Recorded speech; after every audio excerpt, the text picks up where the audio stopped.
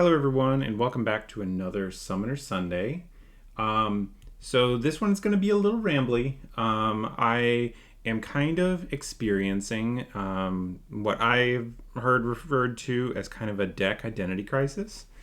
So just for some context, I've been playing Riftbound for a little bit now, and I've been really trying to find a deck that felt right for me. And so far, I haven't quite found one that ticks all of my boxes. The one that I've had gotten closest to is with Lux. This is the character I played the most in League when I was playing League. And the deck feels like it is functioning pretty well in its own sphere of influence, being a pretty heavy control deck, destroying your opponent's stuff every turn. And then trying to sneak out some points with some little guys that I have hanging around, some recruits and stuff like that. So the deck is hitting well enough on performance, but it's not quite hitting my style of play. The kind of decks that I like to play are the kind of fiddly decks where you do a bunch of things that add up to something much greater than the sum of their parts. So for those familiar with the One Piece card game, I really liked Red Green Law and Green Yellow Law. They're decks where there's a good amount of setup, and then that setup has kind of an ongoing, persistent, kind of rolling payoff. In the context of those two decks, it was you set up your board a little bit, and then you constantly get to swing a whole bunch of attacks and do a lot of actions kind of in one turn. In Magic the Gathering, my favorite archetype is generally Storm, where you take a couple turns setting up and sculpting out your hand, and then you do a whole lot of actions all in one turn to essentially win the game in kind of a not quite infinite combo, but a combo that allows you to generate a whole bunch of extra value relative to the kind of things you're doing. So those are my kind of baselines for decks that I like. And Lux isn't really that. I usually am only casting one, maybe two spells in a turn, and they're pretty stock, destroy a guy and make some dudes. So they're not super kind of bring a bunch of parts together. So there's a couple decks that I've tried so far to try to make that work. I've tried Yasuo. That's the one I've been playing most recently. And have done some Nexus nights, had some good nights, had some bad nights. And it's kind of close to what I want, where you're generating a bunch of guys and then moving them around a fair bit, doing a lot more actions and kind of assembling a stronger force based on their mobility. My problem so far with Yasuo has been, and this may be a function of the deck deck list that I have, so I'm not sure on that, is I find myself unable to recover if my game plan does not go to plan early. So the classic example would be I play out a couple guys, do some captures, and then my Kai'Sa opponent double kills my guys. And I feel like my deck list is not doing a good job at kind of getting me back in the game. That's one of the things that I've kind of liked about the Lux deck is even when those happen, I have to switch into the removal mode, and it is my job to then respond to my opponent. And I can continually do that. The deck is really good at continuing the game out. It just needs a little bit of oomph to get over the top at the end. And so Yasuo has felt kind of fragile. When it works, it feels really good to play. When it doesn't work, it feels like I'm kind of really unable to get back into the game. I think part of the reason is that the setup isn't lasting long enough. And that when my opponent interrupts it, because I haven't put in as much effort into the setup, I'm also losing out on the ability to have the resilience. So that's Yasuo. The other deck that I've put in a good number of reps with is Jinx. And Jinx is also feeling pretty close. So you get to do a lot of things. You're constantly casting spells and getting little synergies. I'm really interested in making Purple Jinx work, but I just haven't found a list that kind of makes it work. But I've really liked the ability to just keep churning. But with Jinx, the cards that I'm running are making it feel like I'm unable to. I can usually push further into the game. I can survive the first Falling Star, fine from a Kaisa, or first real big unit in a battlefield. I can usually get past that first one. It's the second and third times that my opponents really kind of stop it. Then the deck really loses too much momentum, and then I'm stuck on just on 2 cards in hand, and that's not enough to catch up. So Jinx is close as well, but it's falling down in that it doesn't have the kind of build on itself that I feel like I usually want in decks. It's doing the lots of things, but they're not necessarily amounting to more than the sum of their parts. So what I've been kind of struggling with is, well, what do I do going into as set 2 starts to approach? What are the ways that I can kind of focus in on some sort of strategies and maybe try to find something that gives me room to move forward with the game in a fun way, so that I can have some success and can give me room to experiment. So with the difficulties in kind of acquiring product in this game, and this is true of most TCGs in their first couple sets, it's kind of hard to find product. So what I've decided I'm probably going to do is I'm probably going to focus on having Lux as an available option, and then trying to focus on having some amount of overlap with what the cards from Lux into maybe a different color or something like that. Add a different color on top of blue and yellow to find a core of colors that I try to focus on, and I will try to tweak out the edges of it and try to find something that works for me in that. So with that in mind, I want you guys' input as well. I won't necessarily put it up for a direct vote, but I really encourage you guys, if you're familiar with Riftbound, to suggest, based on what you've heard me kind of describe and what you know about the game, things that could work for me. But what I'm going to do for this video, just as kind of a self-reflection way of going through things, is I wanted to go through each of the different colors and kind of identify what are they good at, what are they bringing to the game that I could use to kind of sculpt my own game plan. So I think the ultimate result of this video and the comments that we have and everything afterwards is I want to identify 3 different colors that I will focus on, and then the other 3 colors will be stuff that when I open them in boxes and stuff like that, I can use as trade fodder, and I can kind of not worry about those things. And then maybe later in the future, I can kind of try to fold them back in. But at least for the short term, for set 1 and set 2, I will focus on only the 3 colors and really find the places I can fine tune and kind of make the decks that exist in those colors into my own style. So I figured I would just go through the colors to help me kind of reflect on what colors I should do. So I will likely do both Mind and Order because I'm having Lux. But I'm not necessarily strongly attached to either of them in a way that I couldn't pick other colors. So keep that in mind when you guys do want to make suggestions. Also, let me know what you guys do and how you guys think, especially if you're somebody who likes to play games the way I kind of described. Red Green Law players from One Piece. Jeskai Ascendancy was my deck in Pioneer back in Magic. Or Storm would fit with that. So let me know what you think and the kind of things that you play. But without delaying any further, let's kind of go through the colors and kind of what I've recognized.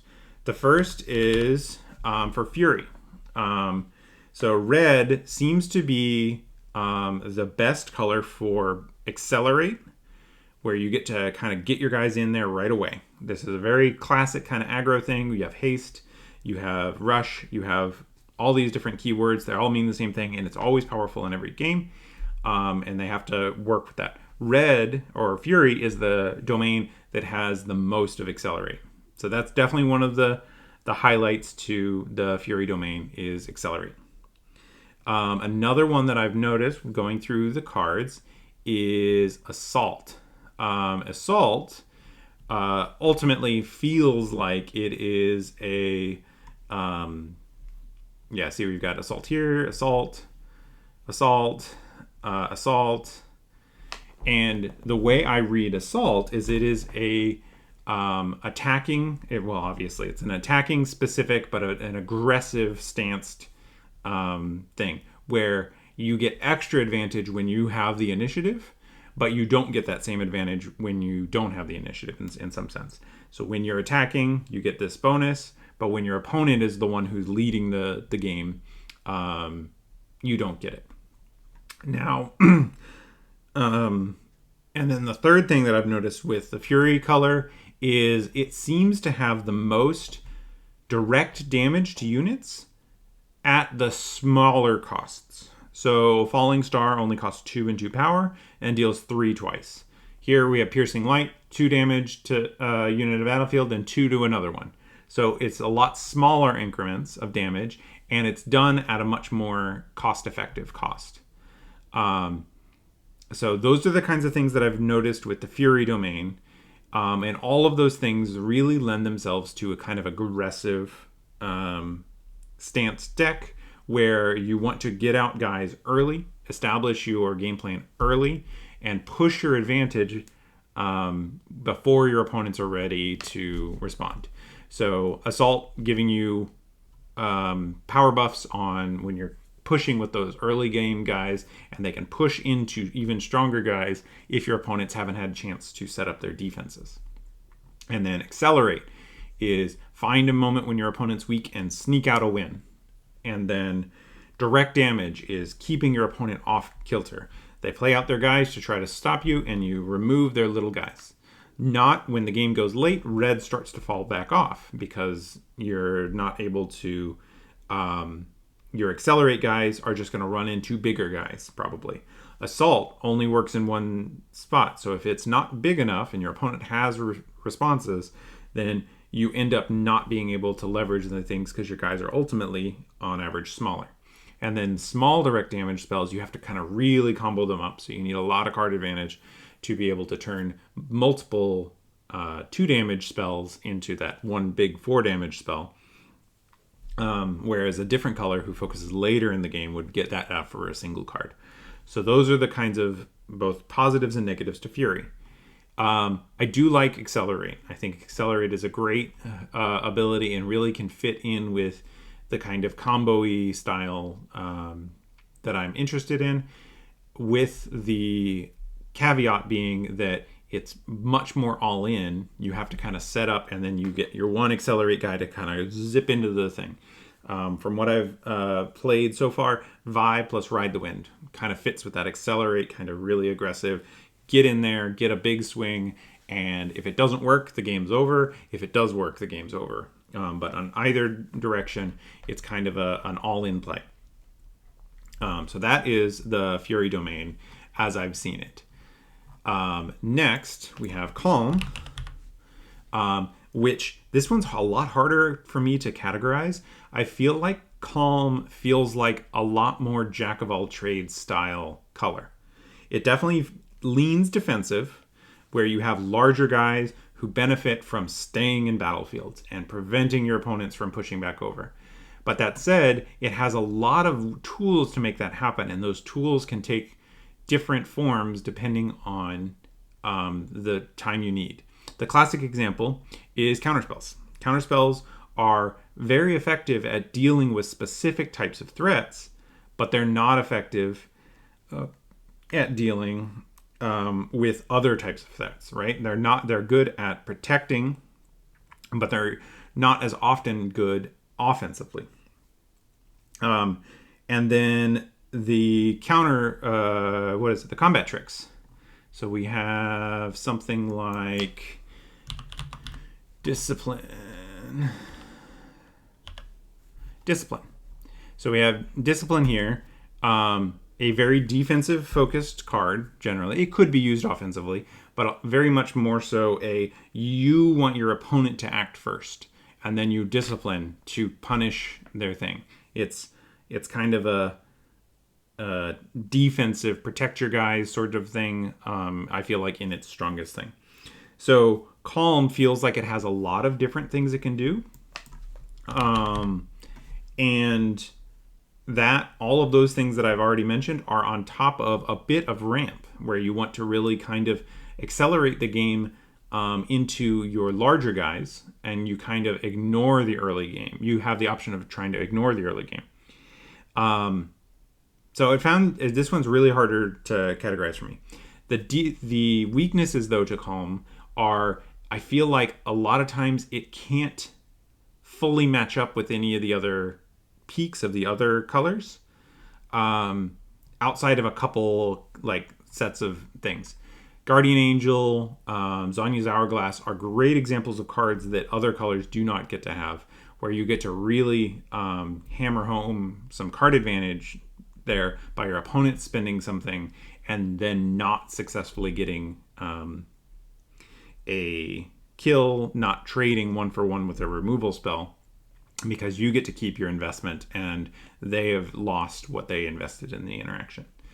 That said, Guardian's Angel does not work if you don't have a guy. So you need to build up some momentum. So that would be, if anything, it feels like calm can falter if it doesn't get a foothold first. And a lot of other colors can kind of make that difficult to get that foothold. So that's my evaluation on calm. Moving into our next domain, we have mind. And mind is also kind of tough for me to categorize. I feel like the things that definitely come up with mind are spells. There's a lot more emphasis on playing out non-unit style advantages. Be it you have some gear and some gear synergies that let you get advantage when you're playing out these gears that don't have other effects, and they sit on the board without other synergies.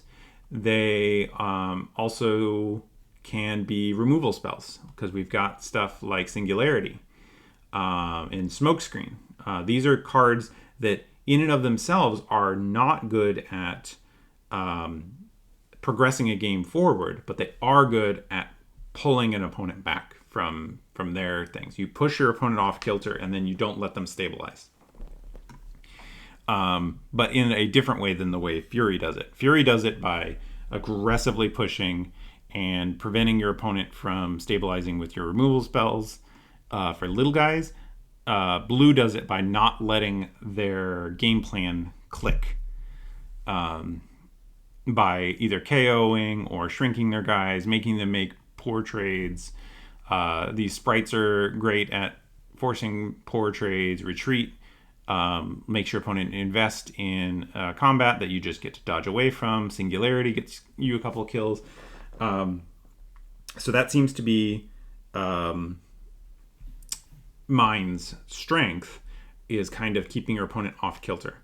Their weakness seems to be that none of their stuff quite matches up in combat, in fair interactions, as well with the other colors.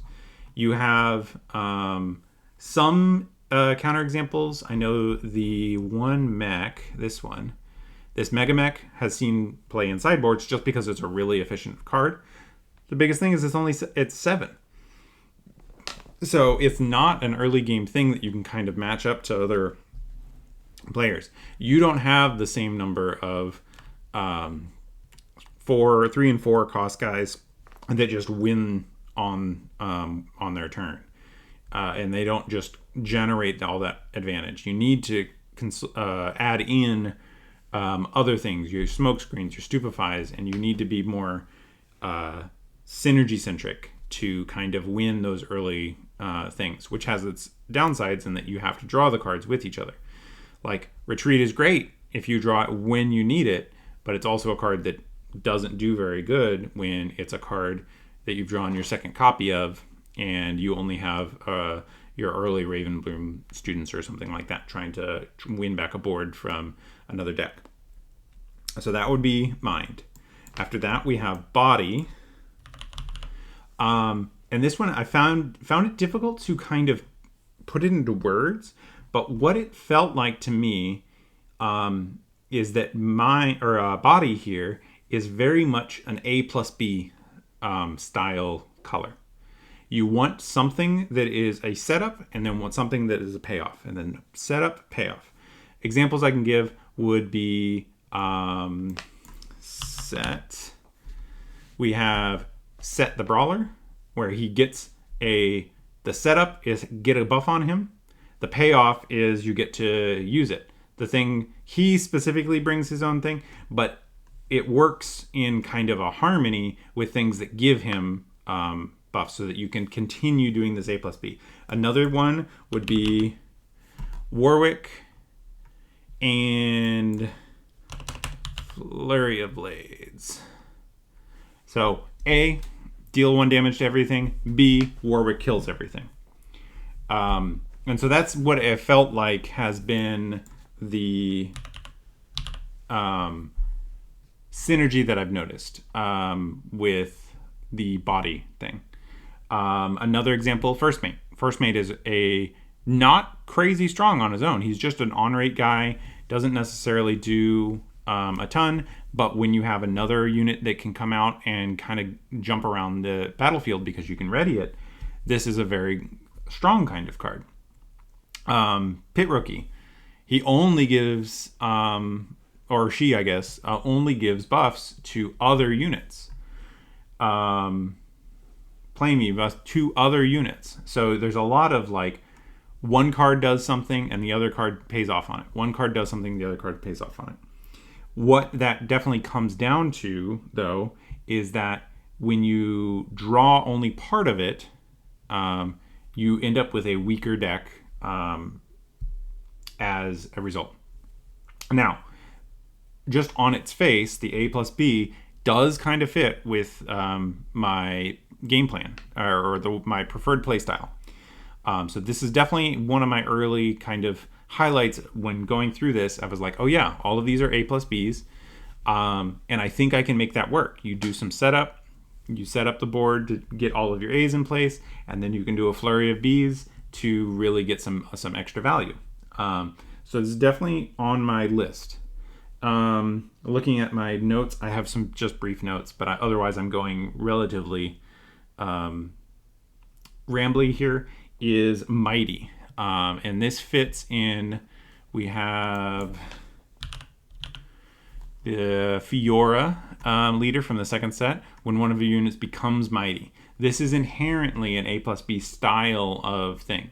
You have to have a unit become Mighty. It needs to start not Mighty, and then some other effect makes it Mighty. Or it has its a one-time trigger for itself. This yellow Fiora, when it becomes Mighty, you get to do this. When you do something, then you get something. So that was the card, I think, that kind of focused in on that and made me realize the kind of Body A plus B is showing up a lot of different places.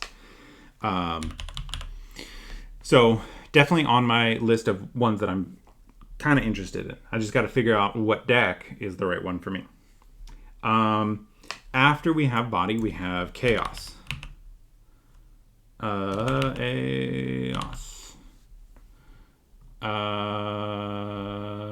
Is it not called Chaos? What is it called? What is the purple domain called? I thought it was called Chaos. I guess this is. It's just we have some other cards that reference the different colors. But what I noticed with Chaos is this is definitely the movement color. This is definitely the tempo color. This is the deck that wants to get on the board and then rather than using counter spells to defend a reasonably strong unit, you want to use weak units and you want to make sure that your opponent can't stop you from doing what you're doing. And it is in a very indirect sort of way. You play out little guys and then zip them all around the field. You play out cards once and then get double use out of them, kind of maximizing the individual card effects. Because we've got like Fizz here. We have the Jinx, purple Jinx. Whenever you discard, you get extra value out of your discards. When you get a guy into position, then Ride the Wind lets you use your movement more than once, essentially. So that was my kind of idea. That was the main thing I've recognized with the Chaos domain. And this one, I have to say, is also very intriguing to me. I'm curious why it's finding all of these other ones with Chaos. But yeah, this whole kind of jump around the battlefield and do stuff, this feels very on theme for me. I think I need to fine tune how I get it to work potentially if I do stick with Chaos, because both Yasuo and Jinx have had a little bit of this, and it has felt good when it works. I just need to figure out how do I link up all of the pieces. Another thing I've noticed with Chaos is it has good card selection. You have Stack Deck. We have Stack Deck. We have now in the set 2, we have Called Shot. Good ways of digging into your library and getting the specific pieces you need.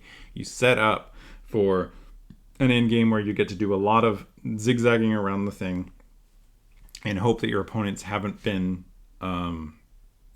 able to find their defenses against it.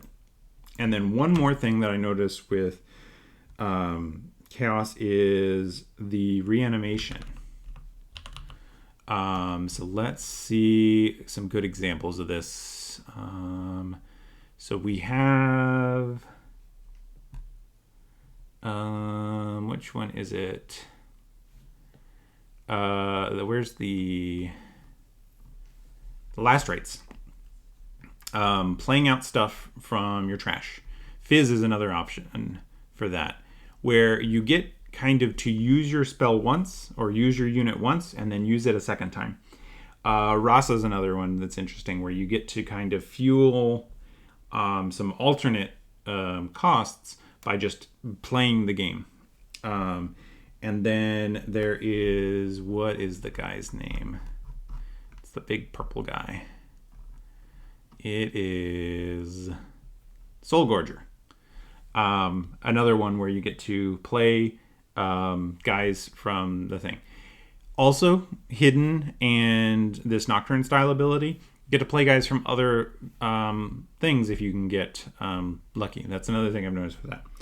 The biggest downside to Chaos and this purple color seems to be that you are really kind of playing with the razor's edge there. And if your card selection doesn't work, or if your opponent finds the opportunity to properly set up and anticipate your shenanigans, they can really put you in some awkward spots. Which means that you can find yourself out of the game early into a situation. And maybe that's why I'm experiencing this, even though that purple is really good at kind of filling that kind of planning and doing tricksy things. It's fulfilling that, but it's doing it at the expense of being more fragile. So I need to maybe fine tune my list if I stick with purple. The final one we have is Order. And definitely this one was one of the easier ones to identify what it does. Order seems to very distinctly do, I'm going to play out a bunch of little guys and then use them to do what I want. There are a couple of ways you can do that. You can either use them as just expendables. You throw them away, capture things with single things. use your hidden blades to either kill their guys or get card advantage out of a very little investment. Death Knell is another one. Play out guys and then get benefit for them dying. Imperial Decree, throw them into your opponent's things. It doesn't matter that they're dying because you're bringing down your opponent with you. So that is what I definitely noticed about yellow, is you have a very much I'm going to get more guys than you, and I'm going to leverage that to pay for other more powerful effects than I normally would, because I'm giving up some cost that to most decks and to most colors would be more impactful. But when you have a whole deck full of little dinky guys, it doesn't make a difference. So prime examples for that would be Victor, Azir in next set, where you're just building an army of kind of largely expendable guys. And the top one that I would say is Baited Hook. This is part of the reason why I tried Lux Baited Hook, is because this is a really interesting style effect where you really get to take advantage of the fact that you're just playing out dinky guys. You don't care. You just get to turn them into value. You don't get to pick what it is, so it makes it kind of interesting. The Birthing Pod, which is what this feels very similar to from Magic, let you pick what you are getting. So this feels fairer in some sense, because you don't get to just go find exactly what you need in every given situation. You have to kind of dig for it. But I do think that this card is really interesting, and definitely a card that I'm watching for the future. Biggest downside to Order is most of the time you will not have as good of a board as your opponents. You have to leverage, you have to find your extra spells to use your fuel, your little dinky guys, to make up for the fact that your opponents are just going to have better guys. And sometimes that'll work because you can get enough fodder and get enough payoff to make it work, but sometimes you won't. So those are the kind of thoughts that I was looking at for the different colors. And then with that in mind, what are the kinds of characters that can kind of come up? If I'm sticking with blue and yellow, then adding red gives me Rumble and Kaisa.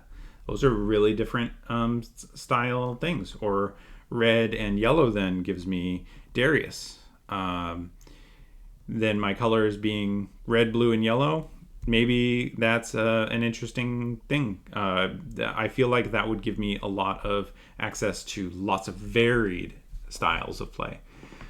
We have the control from blue-yellow. We have maybe some kind of tempo-y or kind of early mid-range where you play out kind of efficient-ish guys, and removal spells from Rumble or from Kaisa, where you're just playing out dudes and removal spells. Or the much more combo-heavy of Rek'Sai or Darius, where you're definitely trying to get Legion active, or you're trying to play out more than one guy and kind of let those little individuals amount to more than the sum of their parts. But in a more restrained way than you might see in maybe some of the other games that have been my favorites. Other combos I could go with, I could add in green, and then we would have green-yellow, Emperor of the Sands, Azir, or Leona, which would be an interesting one. I've seen some interesting Leona decks. They haven't quite landed because I think the stun mechanic is both really strong in certain things, but also very nothing in others. And so it makes a really interesting kind of hot and cold style effect. And then green and blue would give me the defensive, very much more defensive things, where we've got Ornn, who looks to be kind of a Voltron-y. I'm going to have one guy, and he's going to very slowly kind of continually punch down on the opponent. Opponents are going to have difficulty getting him off the field, and he's just going to be really hard to deal combat with. or we have Ari, who is very effective at kind of you get a guy on, and then your opponents have to struggle to push you back off. Because there's so many little tricks that you can do in the blue through the smoke screens and stuff like that to make anything that your opponent tries to line up just difficult to push through. So there's an option. I could also look into adding purple, which is a little more restrictive, because if I'm doing blue and yellow and purple, I really only have two options. I have blue and purple and blue and yellow, because purple and yellow currently do not have any representation. They're the enemy colors, so to speak. And then if I'm doing blue and purple, in addition to Lux, I get Teemo, who does seem like a really interesting, and Ezreal, who is harder to evaluate, but I do think this is kind of interesting too, because this one kind of rewards you for interfering with your opponent, and then Teemo kind of rewards you for setting up traps for your opponent to kind of walk into. Both are focused around making your opponents sweat, either proactively or reactively. And that could be pretty interesting to do. Another color I could look to add would be orange. And so with orange, I'd have orange and yellow, and it's the same issue as when I had purple. If I do orange, then I have orange and yellow, or I have orange and yellow, or I have blue and yellow, because there isn't a blue and orange deck yet. And what orange and yellow gives me is Set, who's kind of interesting. I think that Set is probably very mid-rangey, and I don't know that it fits a lot of times with what I want to play. This specific Showstopper combo is a pretty interesting, but I have yet to see the Set decks really pull out the stuff that makes me quite as interested. That said, Fiora does look interesting to me. There's a lot more planning where it's like, okay, what guy am I going to get on the field? How am I going to make it mighty? And then how am I going to do so in a way where I can take advantage of the fact that I don't have, or I'm getting these runes back. And I think that this is kind of interesting too, because becoming mighty can be done in a number of different ways. You can give a buff. You can go to a battlefield that gives you power. Or you can equip a gear. So I find that that's kind of interesting too. But overall, those are kind of my thoughts. Based on what you guys have heard and what you guys are thinking with the game, let me know what you think. Is there a particular color pair that you really like that I haven't really talked about as much? Or maybe I should just pull back from blue and yellow entirely, and maybe I'm missing something and I really need to be in a different color pair that I haven't talked about. But let me know what you think. I think there's this game has a lot of depth to it for how early it is in the game. They've done a really good job at making the decks feel varied, even if at their core there's a lot of mid-range to the game. I really feel like they've done a lot of good work at giving you options on how to kind of find yourself in a winning position.